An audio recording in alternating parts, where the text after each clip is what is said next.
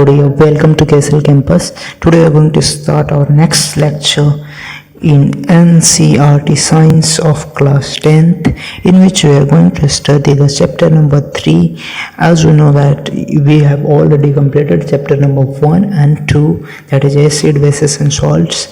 And in this chapter we will be discuss about metals and non-metals, in which we will discuss the properties of metal, definition of metals and definition of non-metals, properties of non-metals, reaction of metals with different compounds. तो चलिए start करते हैं. जो chapter का नाम है metals and non metals, इसमें जो फर्स्ट टॉपिक है वो मेटल्स है. इसकी डेफिनेशंस देखते हैं. मेटल्स की डेफिनेशन क्या होती है, कुछ एग्जांपल्स देखते हैं. तो चलिए स्टार्ट करते हैं. The easiest way to start grouping substances is by comparing their physical properties. उसकी सब्सटेंसेस को ग्रुपिंग करना है तो सबसे इजीएस्ट वे है उसकी फिजिकल प्रॉपर्टीज को देखते हुए उसकी ग्रुपिंग करें. तो मेटल्स का जो डेफिनेशन होगा, एक्चुअल प्रॉपर डेफिनेशन, वो होगा a type of solid substance that is usually hard and shiny. जो सब्सटेंस यूजुअली हार्ड और शाइनी, ये दो पॉइंट आप याद रखेंगे. And that heat and electricity can travel through it is known as a metal. मतलब 4 पॉइंट्स आपके पास हैं. मेटल्स हार्ड और शाइनी होते हैं और हीट प्लस इलेक्ट्रिसिटी उसके थ्रू ट्रेवल होना चाहिए उस सब्सटेंस के थ्रू, तो उसको मेटल्स बोल सकते हैं. और कुछ एग्जांपल्स जैसे कि है इसमें, जैसे tin, iron, aluminium, lead etcetera. Okay, जो नेक्स्ट पॉइंट है, metal in their pure state have a shining surface और प्रॉपर्टी ऑफ मेटेलिक लस्टर. मतलब जो शाइनिंग सरफेस होता है मेटल्स का, उस प्रॉपर्टी को मेटेलिक लस्टर बोलते हैं. और मेटल्स का सरफेस होता है जनरली शाइनिंग होता है. उसको अगर प्रॉपर तरीके से हम क्लीन करें तो ओके, रफ छोड़ देने पे शाइनिंग, उसकी शाइनिनिटी कम हो जाएगी, शाइनिंग कम करेगा. Some metals can be beaten into thin sheets. These properties is called malleability. तो malleability किसको बोलते हैं? The property of metal to be beaten into thin sheets. और ductility, property of metal to be drawn into thin wires. तो thin wires में draw करने की property क्या बोलते हैं? ductility. अब कुछ प्रैक्टिकल्स एग्जांपल्स देखेंगे. जैसे कि गोल्ड जो होता है मोस्ट डक्टाइल मेटल होता है. इसके 1 ग्राम गोल्ड से आप 2 किलोमीटर लेंथ का वायर बना सकते हो. जैसे कि आप देख रखा है, you will be surprised to know that a wire of 2 kilometer length can be drawn from 1 gram of gold because of their malleability and ductility. That metals can give in different shapes according to our need. उसके किसी metal के malleability और ductility पे dependent हम उसको different shape दे सकते हैं. कितना उसका malleability है उसके अकॉर्डिंग अलग अलग शेप्स में उसको चेंज कर सकते हैं. जैसे कि गोल्ड है, उसको वायर के फॉर्म में चेंज कर सकते हैं, लेकिन उसकी वायर नहीं बनाते हैं गोल्ड की, because that is very high in cost, बहुत ही ज़्यादा महंगा है. इवन सिल्वर का भी नहीं बनाते because high in cost. Aluminium का बनाते हैं और कॉपर का बनाते हैं जनरली वायर्स, जबकि एल्युमिनियम से ज़्यादा सिल्वर का मेलेबिलिटी होता है और डक्टिलिटी होता है. चलिए अगला स्टार्ट करते हैं. सॉरी, मेलेबिलिटी थिन शीट्स में है तो गोल्ड का थिन शीट्स बना सकते हैं इजीली. अब जो है मेटल्स का दो चेक करेंगे. जैसा कि सबसे पहले बोल रहा था मेटल्स में कि हीट और इलेक्ट्रिसिटी उसके थ्रू ट्रेवल करने चाहिए. तो यहाँ हीट के लिए चेक करते हैं. कैसे चेक करते हैं? जैसे कि एक मेटेलिक रॉड को हमने क्लैम्प कर रखा है कि स्टैंड में, और यहाँ पे बर्नर से हम हीट प्रोवाइड कर रहे हैं. और जो मेटल वायर है तो फ्री एंड ऑफ वायर यहाँ पे ये है, जो है फ्री एंड है, और यहाँ पे पिन लगा रखा है. पिन के थ्रू वैक्स लगा रखा है. अगर ये वैक्स जो है पिघल के यानी कि मेल्ट होके गिर जाता है तो ये समझेंगे कि ये हीट को कन्वर्ट कर रहा है, बिकॉज इस पॉइंट पे हम हीट दे रहे हैं और इस पॉइंट पे वैक्स लगा रखा है. तो यहाँ से हीट ट्रेवल करके यहाँ पे जाएगा, तभी तो वैक्स का जो है मेल्टिंग होगा. That means that it is good conductor of heat. ये प्रूफ होगा यहाँ पे. इस मेटल के थ्रू। तो बता रखा है वहीं good conductor of heat have high melting points, यहाँ पे यूज करेंगे। अब टेस्टिंग फॉर इलेक्ट्रिसिटी, इलेक्ट्रिसिटी को टेस्ट करने के लिए जनरली हम क्या करेंगे कि बैटरी से कनेक्ट कर देंगे, और यहाँ पे बल्ब लगा देंगे, यहाँ पे स्विच लगा देंगे और 2 क्लिप्स लगा देंगे, जिसको कि चिमटा भी बोलते हैं देसी लैंग्वेज में। और इस क्लिप्स के बीच में कोई मेटल रॉड लगाएंगे, देखेंगे इलेक्ट्रिसिटी को यहाँ से पास कर रहा है कि नहीं। स्विच को ऑन कर देंगे और देखेंगे कि इलेक्ट्रिसिटी अगर पास होता होगा तो जो बल्ब है वो ग्लो करेगा यानी जलेगा, और अगर इलेक्ट्रिसिटी ये नहीं पास कर रहा होगा तो बल्ब ग्लो नहीं करेगा। तो पास नहीं करेगा तो मेटल नहीं हो पाएगा, उसकी प्रॉपर्टी चेंज हो जाएगी, मतलब मेटल जैसी नहीं रहेगी। तो यहाँ से पास करेगा तो मेटल्स का टेस्ट हो जाएगा कि इलेक्ट्रिसिटी वो पास कर रहा है कि नहीं कर रहा है, यहाँ से टेस्ट कर सकते हैं। ठीक है।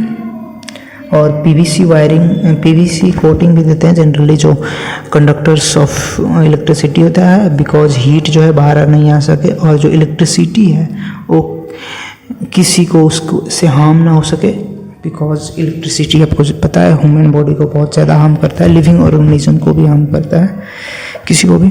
अब जो नॉन मेटल है इसकी डेफिनेशन देखेंगे। नॉन मेटल्स की डेफिनेशन है एन एलिमेंट और substance that is not a metal is known as non metal. जो मेटल नहीं है सारा नॉन मेटल की कैटेगरीज में ही आएगा, मतलब कि 4 चीज़ें फॉलो नहीं करेगा, हार्ड, शाइनी, हीट, इलेक्ट्रिसिटी, तो नॉन मेटल की कैटेगरी में आएगा। कोई भी एक नहीं फॉलो कर रहा है तो जनरली मैं बोल रहा हूँ, कुछ एक्सेप्शन हैं और बाद में देखेंगे exception. Some examples of non metal, जैसे कि आप देख सकते हो यहाँ पे sulphur, carbon, iodine, oxygen, hydrogen. Non metals are either in solid और gaseous except bromine is in liquid. Bromine जो होता है सिर्फ एक लिक्विड में होता है और सारे नॉन मेटल्स जो सॉलिड और गैसियस फॉर्म में होते हैं। सिर्फ ब्रोमीन का आप याद करना कि लिक्विड फॉर्म में होता है। सेम उसी तरह से जैसे मरकरी जो मेटल है लिक्विड फॉर्म में एक होता है जनरली रूम टेम्परेचर पे, ये भी याद रखना होगा। तो ये भी एक स्पेसिफिक टेम्परेचर पे होता होगा। कुछ एक्सेप्शंस हैं हमारे पास, तो एक्सेप्शंस भी देखेंगे। पहला जो एक्सेप्शन है मेटल एक्सेप्ट मरकरी एग्जिस्ट है सॉलिड एट रूम टेम्परेचर, मतलब मरकरी को छोड़ के सारे मेटल्स जो हैं सॉलिड फॉर्म में एग्जिस्ट करते हैं। ठीक है।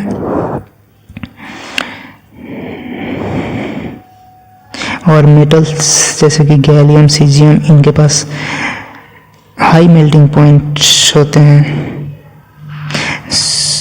सॉरी मैं क्या बोल रहा था, मेटल्स के पास जनरली हाई मेल्टिंग पॉइंट्स होते हैं और गैलियम, सीजियम ऐसे मेटल्स हैं जिनकी मेल्टिंग पॉइंट बहुत ही लो होती है, वेरी लो। और ये जैसे कि आपके हाथ की हथेली में ही, मतलब ये लिक्विड फॉर्म में चेंज हो सकते हैं, इतना इसकी मेल्टिंग पॉइंट लो होती है। और आयोडीन जो एक होता है नॉन मेटल होता है बट लस्ट्रस होता है, मतलब शाइनिंग नेचर का ही होता है आयोडीन। शाइनिंग नेचर को लस्टर बोलते हैं, मेटेलिक लस्टर। तो लस्ट्रस होता है बट ये नॉन मेटल है, मेटल की एक प्रॉपर्टी इसमें है बट ये नॉन मेटल है। Carbon is a non metal that can exist in different form, each form is called allotrope. Carbon non metal है बट डिफरेंट फॉर्म में एग्जिस्ट करता है और इसकी अलग अलग फॉर्म्स को क्या बोलते हैं, एलोट्रॉप्स, जैसे कि diamond. Allotrope of carbon is hardest neutral acid. एक फ्लोरीन भी इसका होता है एलोट्रॉप, C16 उसको बोलते हैं, 16 कार्बन का मिला के एक फ्लोरीन बनता है, इस शेप में होता है। सुकर बॉक्स इसको जो बोलते हैं, मतलब सुकर बॉल बोलते हैं, जो बॉल की शेप में होता है।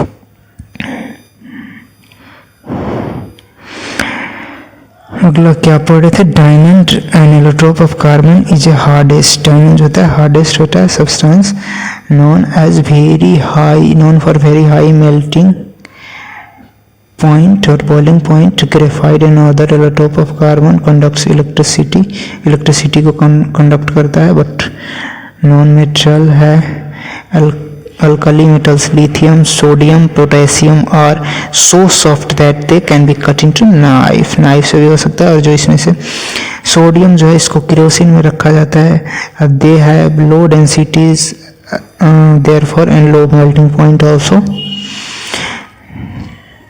अगला पॉइंट है elements can be more clearly classified as metal non metal on the basis of their chemical properties. Most non metals produces acidic oxides when dissolved in water. On the other hand, most metals gives rise to basic oxide. मतलब जो non metals हैं acidic oxides बनाते हैं और जो metals हैं वो basic oxides बनाते हैं when exposed to water या फिर when dissolved to water. Chemical properties of metals जो अगला टॉपिक है, इसके अगला होगा chemical properties of non metals. तो देखते हैं केमिकल प्रॉपर्टीज ऑफ मेटल्स में. डेंसिटी मेटल्स का जनरली हाई होता है, बट गैलियम और सीजियम का आपको बताया था लो एक होता है एक्सेप्शन में. Metals are malleable and ductile होता है. Metals form an alloy with other metals और नॉन मेटल्स के साथ मेटल जो होता है एलॉय बनाता है. Some metals react with air and corroded down, जैसे आयरन एयर के साथ रिएक्ट करके कोरोड हो जाता है. Metals are good conductors of heat and electricity. Lead जो लेड है वो एक्सेप्शन में है कि वो कंडक्ट नहीं करता. Generally metals are solid at room temperature except mercury. Mercury is liquid in state at room temperature. Metals produces metal oxide when burning in oxygen. इसका एग्जांपल भी देखेंगे हम. और metals like sodium potassium are stored in oil to react, मतलब seconds में ही air के साथ रिएक्ट कर जाता है. तो सोडियम पोटेशियम को किसी भी ऑयल में रखते हैं, किरोसिन में जनरली रखा जाता है सोडियम को, बताया था ऊपर. Less reactive metals like gold, ये लेस रिएक्टिव में gold silver platinum etcetera do not tarnish easily. और नेक्स्ट पॉइंट है उसमें metal produces metal oxide and hydrogen gas while reacting with water. जो मेटल्स हैं वो वाटर के साथ रिएक्ट करते हैं तो हाइड्रोजन गैस और ऑक्साइड्स मेटल ऑक्साइड्स जनरली बनाते हैं. जो अगला नेक्स्ट पॉइंट है soluble metals oxide dissolve in water and create metal hydroxides बनाते हैं जो. और उसके बाद से अगला point not all metals react with water, however highly reactive metals like sodium potassium react with water fluently and exothermic takes place होता है, मतलब कि उसमें एनर्जी जो है या फिर हीट जो है बाहर निकलती है. Salt and hydrogen produces when metal reacts with acid. Generally metals displaces A less reactive metal in A salt solution. अब देख ही चुके हैं डिस्प्लेसमेंट रिएक्शन जिसको बोलते हैं, एक डबल डिस्प्लेसमेंट रिएक्शन भी होता है.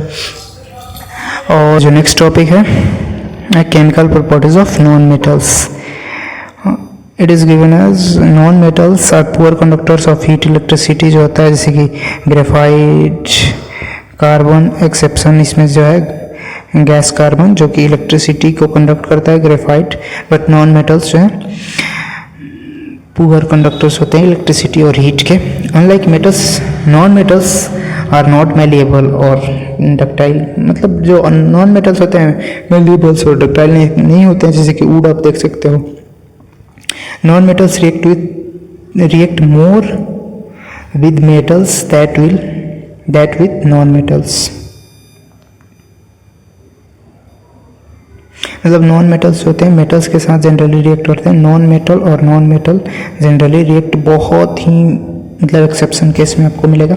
Usually non metals react with other non metals is high at high temperature. जो नॉन मेटल एक दूसरे नॉन मेटल से रिएक्ट करता है बहुत ही हाई टेम्परेचर पे जनरली रिएक्ट करता है. Most non metals do not react with air at in room temperature. White phosphorus is only one non-metal react with air to form oxide by burning.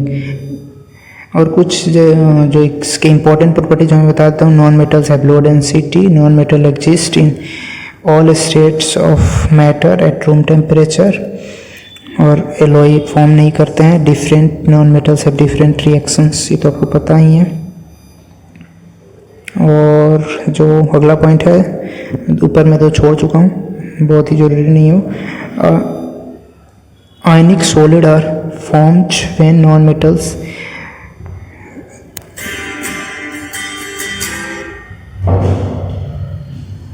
sorry for the inconvenience.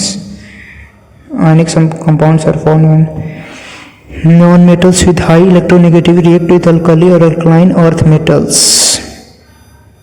Burning of metal in air, जो next topic है वही है. We already know that magnesium burns in air with dazzling white flame, and when metals burn in air almost all metals combine with oxygen to form metal oxide. तो ये चीज़ तो आपको पता है या फिर आप जान लो. मेटल्स जब एयर के साथ रिएक्ट करते हैं तो मेटल ऑक्साइड बनाते हैं, बिकॉज एयर में जनरली ऑक्सीजन ही एक ऐसा कंपाउंड है जिसके साथ मेटल रिएक्ट करके और जनरली रिएक्ट करते हैं और मेटल ऑक्साइड बनाते हैं, क्योंकि ऑक्सीजन जनरली मेटल से ज़्यादा रिएक्टिव होता है in comparison to other gases in atmosphere. For example, when copper is heated in air it combines with oxygen to form copper oxide, a black oxide. Copper oxygen के साथ react करके copper oxide बनाता है, जो कि एक black oxide है. जैसे कि आप देख सकते हो, कॉपर ऑक्सीजन के साथ रिएक्ट करके CuO कॉपर ऑक्साइड बना रहा है, इसको कॉपर 2 ऑक्साइड बोलते हैं. सिमिलरली एल्युमिनियम जो रिएक्ट करेगा तो एल्युमिनियम ऑक्साइड बनाएगा Al2O3. इसको बैलेंस करना आपको आता है, बैलेंस कर लेना ऑलरेडी, मतलब बैलेंस आप समझ लेना. तो और जनरली एक और एग्जांपल देख लेते हैं. जब जो ऑक्साइड्स बन रहे हैं उसको एसिड के साथ या फिर बेस के साथ रिएक्ट कराएंगे तो क्या बनेगा. तो Al2O3 एल्युमिनियम ऑक्साइड बन रहा था, उसको HCl यानी हाइड्रोक्लोरिक एसिड के साथ रिएक्ट करवाएंगे तो Al2CO3 बनेगा. AlCl3 बनेगा, सॉरी बोलने में गलत हो गया, और H2O वाटर बनेगा, और Al2O3 यानी एल्युमिनियम ऑक्साइड NaOH एक बेस के साथ रिएक्ट करेगा तो NaLO2 यानी सोडियम एल्यूमिनेट और H2O बनेगा. ठीक है, कुछ और एग्जांपल्स देखते हैं जिसमें कि मेटल ऑक्साइड जो है सोडियम ऑक्साइड और पोटेशियम ऑक्साइड वाटर के साथ रिएक्ट करेगा तो बेस बनेगा NaOH और KOH एक्वस बेस बनेगा. और तो कुछ खास है नहीं. Reaction of metal with water, water के साथ रिएक्शन कैसे होगा आप देख सकते हो, यहाँ पे करके दिखाया है प्रैक्टिकल एग्जांपल सब. वाटर के साथ मेटल्स का रिएक्शन होता है तो हाइड्रोजन गैस निकलता है और मेटल ऑक्साइड बना देता है. Hydrogen gas with popup sound निकलता है, मतलब साउंड ऐसे करता है पॉपअप. तो आप देख सकते हो यहाँ पे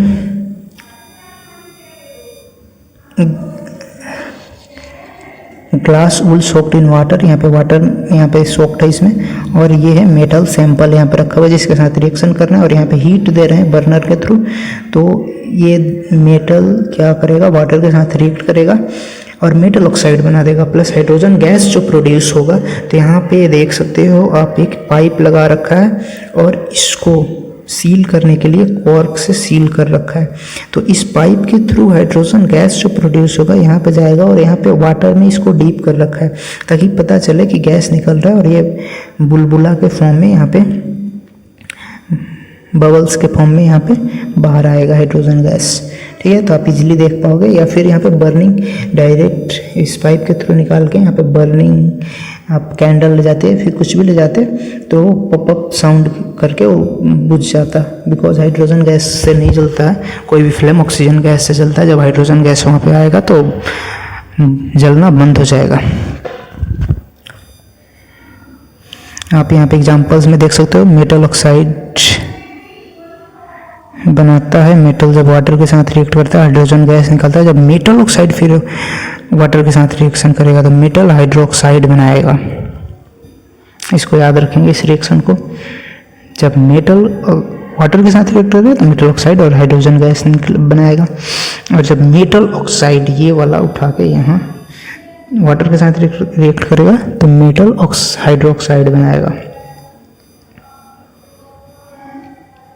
एग्जाम्पल आप यहाँ पे देख सकते हो. पोटेशियम वाटर के साथ रिएक्ट कर रहा है तो KOH यानी पोटेशियम हाइड्रोक्साइड बना रहा है और हाइड्रोजन गैस निकल रहा है. सोडियम जब वाटर के साथ रिएक्ट कर रहा है तो सोडियम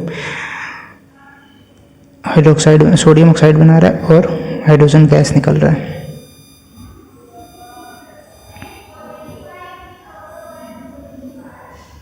जो अगला मेटल है कैल्शियम वाटर के साथ रिएक्ट कर रहा है तो कैल्शियम ऑक्साइड प्लस H2O बना रहा है, कैल्शियम हाइड्रोक्साइड और H2O बना रहा है, सॉरी हाइड्रोजन गैस जो कि पॉपअप साउंड के थ्रू निकलता है वो बना रहा है। यहाँ सेम उसी एल्युमिनियम और आयरन का आप देख सकते हो। एल्युमिनियम और आयरन जब वाटर के साथ रिएक्ट करते हैं तो मेटल ऑक्साइड बनाते हैं, प्लस हाइड्रोजन गैस जो होता है बाहर निकलता है, जो कि बर्निंग साउंड जिसकी पॉपअप साउंड बोलते हैं generally. Metal such as lead, copper, silver, gold do not react with water at all. ये वाटर के साथ रिएक्ट नहीं करते। कौन कौन से? Copper, lead, silver, gold. तो ये फर्स्ट लेक्चर जो है हमारा यहीं पे ख़त्म होता है चैप्टर नंबर 3 का, जिसमें कि मेटल्स नॉन मेटल्स हमें पढ़ना था, और इस लेक्चर को यहीं तक रहने देते हैं। नेक्स्ट लेक्चर यानी कि पार्ट 2 में इस चैप्टर को पूरी तरीके से कवर करेंगे और ख़त्म करेंगे। तो ये हमारा चैप्टर नंबर 3 का पार्ट 1 था। अगर आपको लेक्चर्स पसंद आ रहे हो तो लाइक करें, सब्सक्राइब करें और आगे के लेक्चर्स के लिए वेट करें। अगला लेक्चर आने ही वाला है जिसमें कि मेटल्स नॉन मेटल्स का पार्ट 2 करेंगे। Thank you for watching, keep like and subscribe. Now signing off.